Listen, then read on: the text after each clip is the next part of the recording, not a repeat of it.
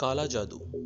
जब हम ये नाम सुनते हैं तो अंदर से हड्डियां अपने आप ही सूख जाती हैं। डर इतना बढ़ जाता है कि हम इसके पास भी नहीं जाना चाहते या कभी किसी के ऊपर करना भी नहीं चाहते। लेकिन काला जादू छोटे छोटे गांव से अब शहरों की तरफ बढ़ चला है।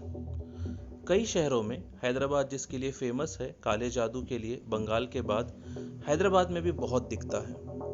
अब काला जादू कौन करता है?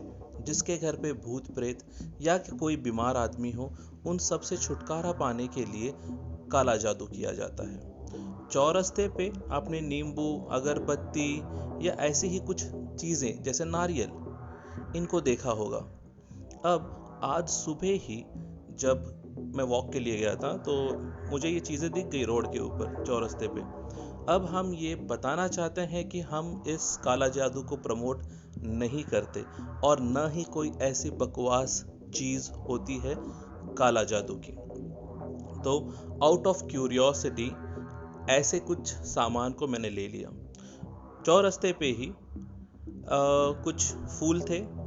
फूलों के घेरे में एक नारियल था, कुछ अगरबत्ती थी, कुछ कपूर थे और उसी के साथ अंडे, मिर्ची और सिंदूर कह लीजिए या हल्दी कह लीजिए, ऐसी कुछ चीज़ें रखी हुई थी।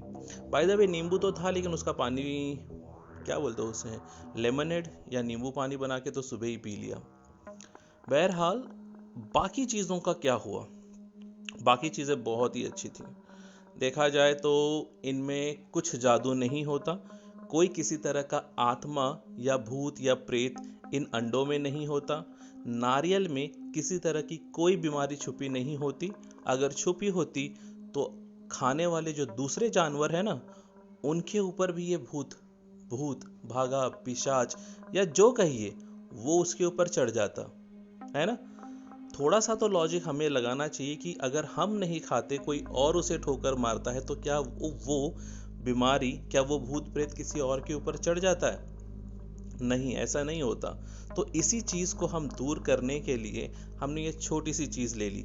रास्ते से जो चीज अवेलेबल थी पूजा के बाद, उसको सुबह जाके ले लिया और उसी नारियल की हमने जो है काट फूट के उसकी चटनी बना ली। आप देख सकते हैं वीडियो में, हमारे पास जो मिला था नारियल उसको फोड़ दिया, ठीक है, उसका पानी पी लिया। जो नारियल बचा हुआ था काट वाट के उसकी चटनी बना ली गई थी और कुछ जो मिर्चियाँ थी उसके दाल को फ्राई करने के लिए यूज़ कर लिया।